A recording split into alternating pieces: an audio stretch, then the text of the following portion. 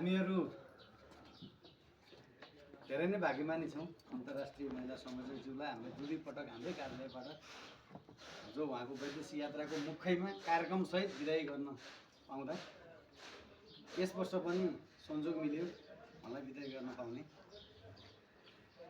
अब वैदेशिक यात्रा रहरले होइन बाध्यताले हो भन्ने कुरा त धेरै पनि थाहा छ। कहीँ कतै कसैलाई केहीलाई रहरले पनि भएको छ, नभएको होइन। तर पनि विदेशको बसाइ हाम्रो बाध्यात्मक परिस्थिति हो र उहाँ बसाइ गर्दै गर्दा पनि देश समाज र हाम्रो यस संस्थालाई विशेष किसिमले माया गर्नुहुने आदरणीय लक्ष्मी रेग्मीजीलाई वैदेशिक यात्रा सफल रहोस् भन्ने शुभ भावका साथ यहाँ हामीले खादा ओढाएर उहाँलाई विदाई गर्न चाहन्छौँ।